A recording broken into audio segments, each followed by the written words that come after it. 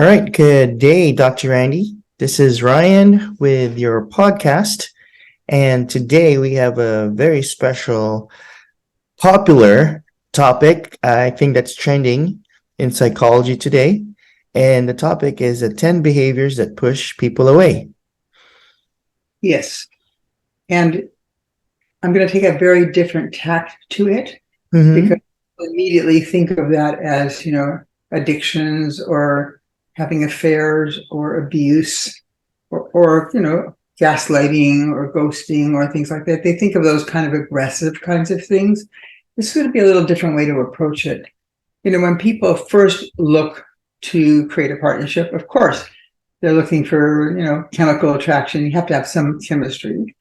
They want the personal appearance of the person, they're clean or well presented or easy to be with, or very often at the end of a first date, if somebody says, I've never told you anything like this to anybody before, you've probably been a good listener for that person. So you look for personal appearance, the way a person is with you. Are they easy to be with? Are they kind? Are they nice?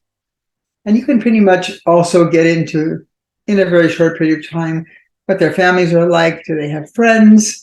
Are they people that are generally nice to other people? Things like that. And you pretty much find out in those early hours, sometimes weeks, if there's going to be any real deal breakers. No matter how many good things are going on in this relationship, I probably could never tolerate A, B, C. And you know that that's not going to work. So people are very aware of the sort of obvious things, like I spoke about. This person has anger management issues or things like that, or he drinks too much. He's like my dad. I don't want to get involved in that again. But we're not going to be talking about those. Those are very obvious. Relationships start out when they're good. Oh my God, it's 90% wonderful. But in that 10%, yes, the real deal breakers can be there. But what I'm going to be talking about is the deal breakers that are not obvious. Because if a relationship has enough good stuff going at the beginning, these might be sort of okay to tolerate.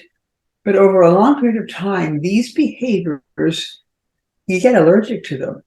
It's like putting your fingers on a blackboard, and all of a sudden you just can't stand them anymore. And the behaviors I'm going to be talking about, there are obviously many, and many are personal to specific relationships. I try to pull together those that I've heard the most in my therapy sessions with people, the things that come up over and over and over again, trying to sort of get a handle on them, and then hopefully will become sort of catalyst for people to look at others that may be personal to their own relationship. So the 10 are sort of, let's get started. Let's get thinking about this in this new direction. The most important point I'm going to make is that people come into relationships already doing these behaviors. The relationship does not cause them.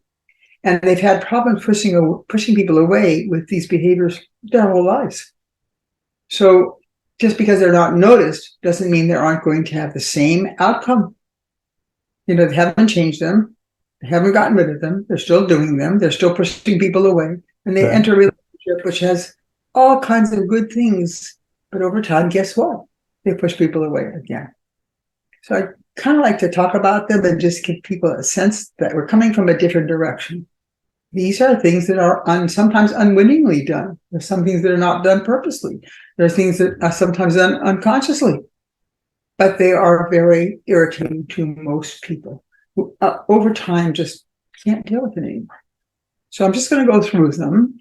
We've gotten a tremendous response to this article, a couple 100,000 people. So it's obviously, hitting a chord somewhere. And that chord may not be exactly this article, but it's something that's related to somebody. And I just wanted to get people going so they'll talk about it and try to heal things that might also be related. Does that make sense? So the first one we're going to talk about is outrage. It's a very interesting thing if you fly. I used to fly much more than I do now. When people are scared and feel out of control, they start talking about outrage. So you hear a lot of people outraged about politics or social things or relationships as planes are taking off, and then they're pretty good for a while. And then as the plane lands, they start talking about outrage again. Outrage is a way to cover powerlessness. When people have the power to change something in their lives, they normally don't get outraged, offended. How can you get away with that? That's really horrible. Why doesn't somebody stop that? But as I said a minute ago, if a person had the power to stop something, they don't get outraged. It's a tremendous sense of a loss of power. Unfortunately, they're very hard to change when they're in that outraged position. You try to help them. It's not that bad. This will go away. There's nothing we can really do about it, but they just can't seem to let go. So if you're with a person who spends a lot of time being outraged about a lot of things, it kind of gets really weary after a time. It's like, knock it off, let it go. It's not that big a deal. It's going to be done. A group outrage is even more terrifying if that's what leads to lynchings and things like that. When people take, there can be good and bad, but bad outrage, when people start linking together, that outrage grows and so does the sense of powerlessness and fear and being trapped. And so people become more outraged. But if you're on the other end of an outraged person who's always upset, it's really hard. You get to the point where you say, I don't even want to hear about it anymore. You can't do anything to change it, but you don't stop bitching about it. So that would be one. I'm going to try. I could talk, as you can well imagine, for an hour about every one of these, but I know we need a shorter podcast. So we'll move to the next one, which has to do with urgency. And the example I give in my article is the wonderful white rabbit from Alice in Wonderland. I'm late for a very important date. It's not time to say goodbye, hello, I'm late. Urgent people are always on their way someplace. They never are present. They don't sit still. They don't stop. They're always getting something done, or they have to do something before it isn't done, or they're worried about making a mistake, or they're worried about, somebody being mad at them because they didn't produce something on time. But there's urgency. They're anxious. They're pushed. They're worried. They're concerned. I once said to one of my people that also mixed their urgency with a very sad OCD. You don't have to get to the airport 5 hours early. The plane will never leave 5 hours before it's supposed to. If they tell you 2 hours, you could get there 3 hours and knit or something, but you don't need 5 hours. But people are urgent, are always worried about time. If you're with an urgent person, God forbid, take 2 different cars to a wedding, because that urgent person is going to make you nuts. They're going to, are you ready? Are you ready? Are you ready? Are you ready? Wait, the wedding's not till tomorrow. Could we just... So if you have a really great relationship and a person's urgent, sometimes you can see it at the beginning. It's sort of like, they're really nice. They keep me on time, whatever. But over time, oh my God, you just want to shoot them with a tranquilizer dart. It's like, chill out, right? It's just hard to deal with. So let's move on, even though I don't want to. Let's move on. There are people that have very low frustration tolerances. Some of that, unfortunately, is genetic. But as we know, genetics are playing less and less of a part. It's mostly the way people are raised, interspersed with that genetics. And there are people that just get irritated so quickly, so frustrated about anything. Somebody stands in front of them in line, that's a combination of outrage but everything bothers them. It's like they have no skin. And wherever you go with them, that bothers them, this bothers them. They didn't deliver the car right. They didn't do that. But it's constant. It's like they're never okay with what's going on around them. And you can see this kind of dovetails into being, a little bit urgency dovetails into being nervous, into having low frustration tolerance is not just being irritated. It's being irritated at somebody, at something somebody should have done differently. Why don't they handle things properly here? This restaurant should be out of business. And it comes a lot with judgments, but they don't do anything to change anything. They just get irritated about them because they feel helpless. They really don't feel that they can change it, but everything bothers them. So it's like it's fingers on a blackboard. It's like, everything makes them like prickly. They're prickly people. And so when you're with them you start being quiet and silent. You pretty much stop saying anything. You try to calm them down. You try to say to them, this is not so difficult, but they can't hear you. So partly it's a physiological process. Some people have aversion to noise, so they just can't take a lot of challenge and noise around them, and they have to keep themselves separate from crowds and things like that. It's a biological response, and you have to have compassion for that. But being married or in a relationship with somebody who has a low frustration tolerance is really hurtful over time. It's just exhausting. Trying to just keep harmony with a person who is creating consistent disharmony. So let's move on to number 4. Even though, as I said, I would rather stay with these longer, we can't. And that is people who just cannot stop rehashing an issue. God bless them. You think you've got it resolved, you think you've got it settled. No, they have to talk about it again. They have to go over it again and again and again and again. It's like they have some urgency to put everything in place. They just can't stop. Some of these people do have, as I said before, some OCD, some obsessive compulsive disorder, and it's a little harder for them. But you have an argument with this person, they got to talk about it the next day. Then they got to talk about the next day. They got to talk about the next day. Let me tell you how this person ripped me out. Or let me give you the story one more time. The problem is they're looking in one mirror, which is their own mirror. And when you try to give them more data to help them maybe get a better perspective, they can't take it in. They cannot take it in. They have to go round and round and round on this mouse wheel until they finally get exhausted, or the other person just disconnects, can't listen to anymore, or just shuts down. Sometimes you'll see people shut down on the other end of a person that just goes on, which I hope I'm not doing right now. Don't want to do that. Okay, number 5, center stage people.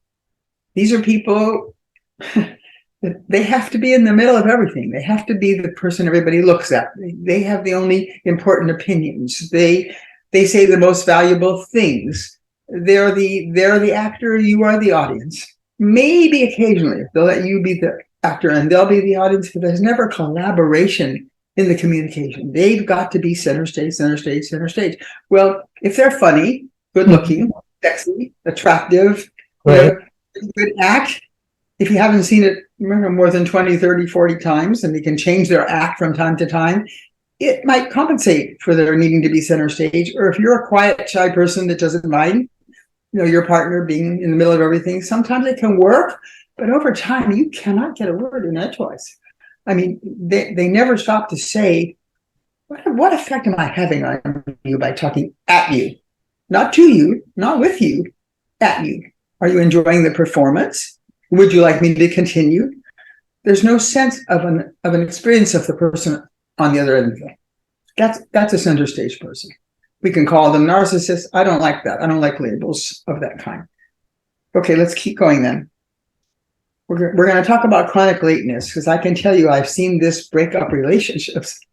At the beginning, it's kind of cute. A person's 10 or 15 minutes late. I wanted to put my makeup on to look perfect for you. I wanted to get the car washed so that when I pick you up, you will feel important to me. Sometimes at the beginning of a relationship, a person's 10, 15, 20 minutes late, and all the time, when I got stuck in traffic, they have a book this thick, 10 inches thick, of all the reasonable excuses why they were late. And sometimes they are unbelievably inventive why I got, but they're late all the time. So you feel disrespected. Can you leave a little earlier? Sometimes you try telling them that the event's going to start on a half an hour earlier than it does to trick them into being on time. But over time, it begins to feel really awful to always be waiting for somebody. Now, the myth I want to dispel here, because I think it's important, people who are chronically late are not usually trying to get attention, like a lot of people think, or they're trying to get you angry at them so they can start a fight. A lot of people will use those kinds of reasons. Usually there are people that just were born with a lot of inertia. When they get into something, it's very hard for them to let go. And you can see this as early as a 2-year-old.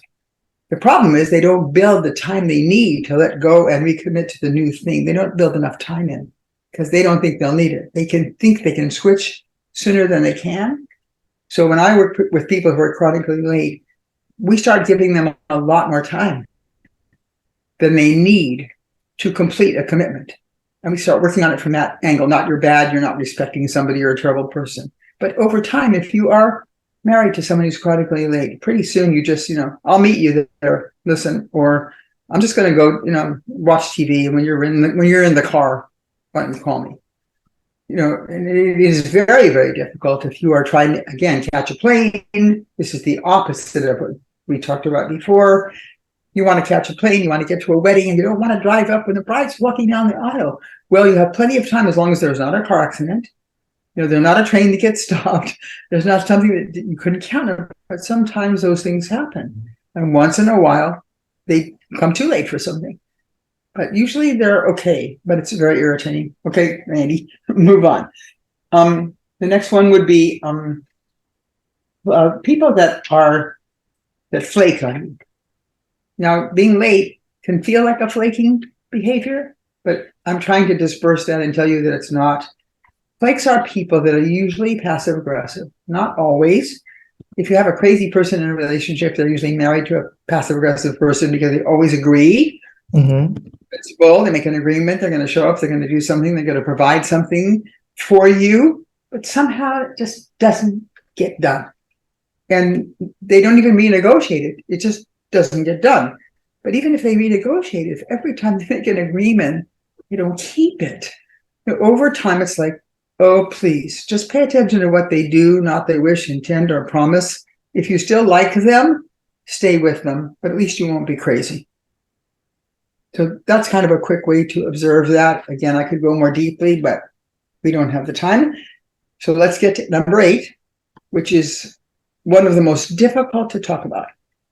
There's a difference between frugal and cheap. Frugal people have a budget. They're trying to live within it. If I make a certain amount of money per year, my friend makes 3 times as much. I don't split restaurant bills. You pay for it. If you want to go to a nice place, I'll pay for it when we can go to a place that I can afford.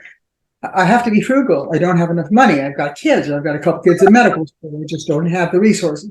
But it's not always financial resources. Time, energy, availability.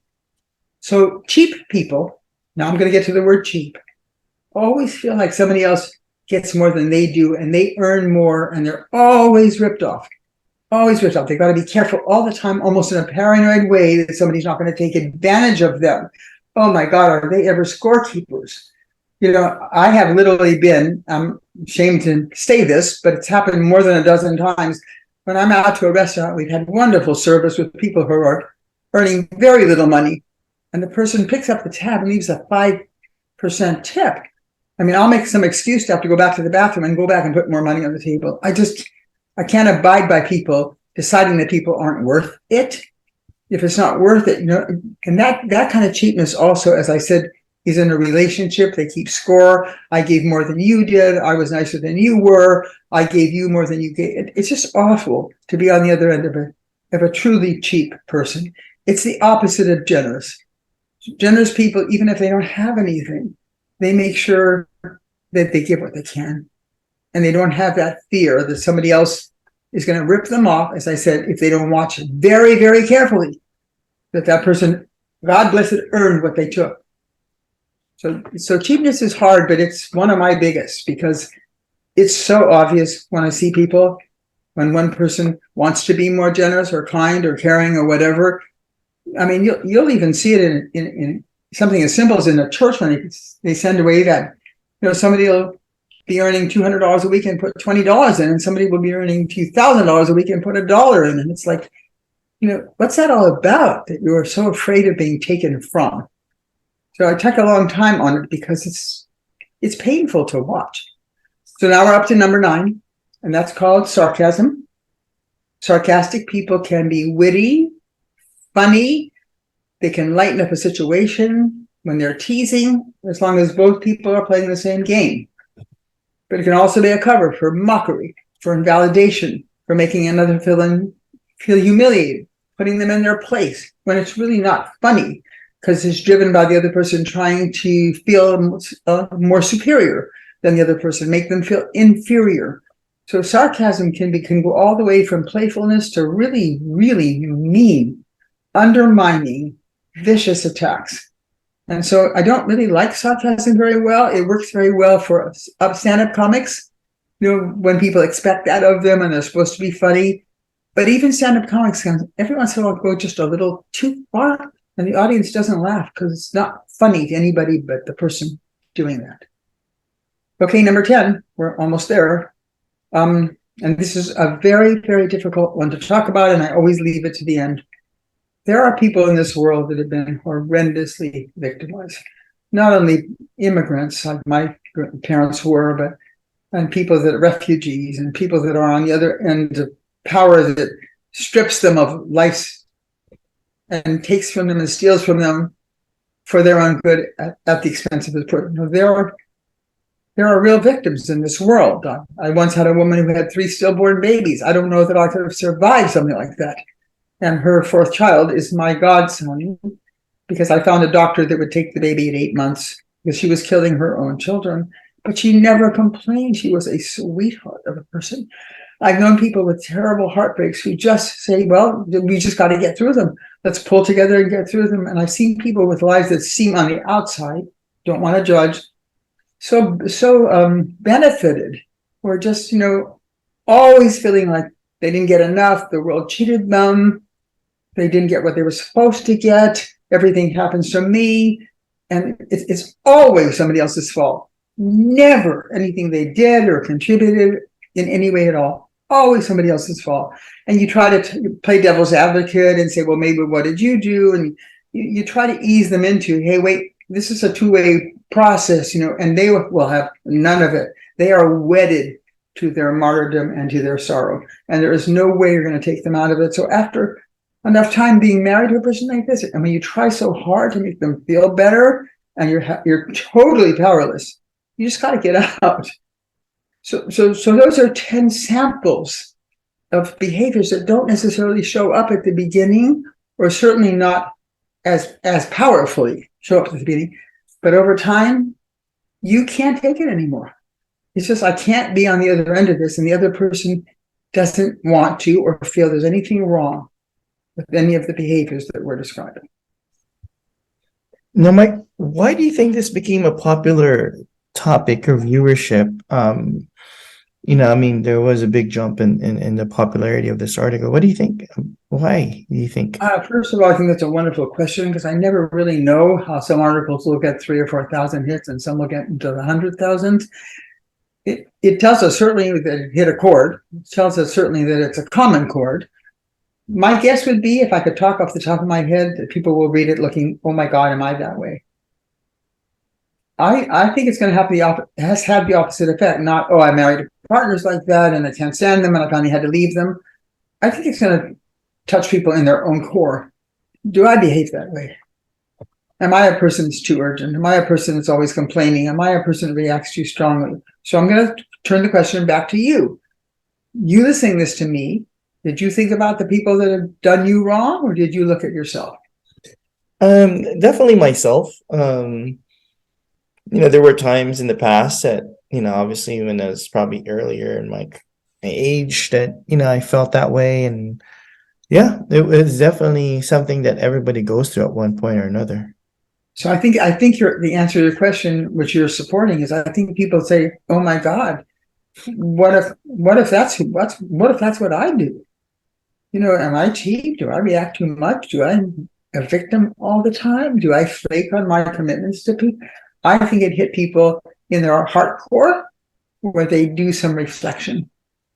And I think that's what generally, outside of everybody's married to a narcissist, or everybody has inner child stuff, or the things that psychology goes through, other than those things, I think that when people hear something that just feels a little too close, just a little too close, they're going, oh my God, I need to read about this and wonder if that's me.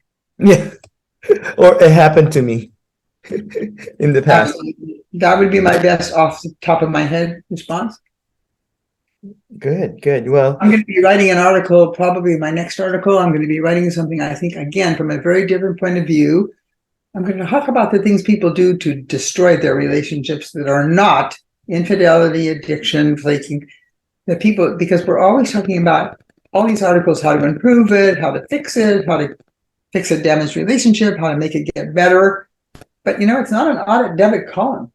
You can do 40 things right on the audit column, and you do one thing that really, really pisses somebody off or hurts them, you're back to ground zero again.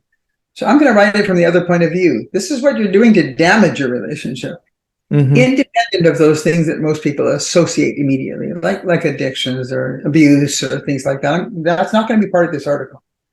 These are the things that people do that are much more unwitting or maybe unconscious, that really do just pull the rug out from under any hope of anything that you're trying to do positive working. You can't just add positive. You've got to erase the negative, because otherwise there's no place for room to grow. Yeah. Does that make sense? Yeah, no, I'm baffled. I'm looking at the article right now and just going through it. What I'll do is I'll post a video today and then put in some of your notes within that video. And when or where can your audience reach you, Dr. Randy? Well, first of all, this will be an audio, not a video. So I want to make sure that we tell people that so they don't expect a visual. But you can look at all my 257 articles now that I've written for Psychology Today, and you can get it on relationshipsactually.org, and they're organized. And you can find articles on pretty much everything about relationships that I've been writing for over a decade. And I welcome you to peruse and look for things that might really be meaningful to you. Like one of the most powerful articles is how infidelity causes post-traumatic stress disorder, which absolutely is true. And that was one of those 500,000 hits, that just got so many people in places that really hurt them. They can also write to me directly at Randy Gunther, all one word, lowercase, at cox.net. Very, very happy to respond. And then you can also get on YouTube, just Randy Gunther YouTube, get to some of these other podcasts, which I'm going to be doing every week. Right. Great. Okay, Dr. Randy, I'll talk to you next week. Sounds wonderful, Ryan. Have a wonderful vacation.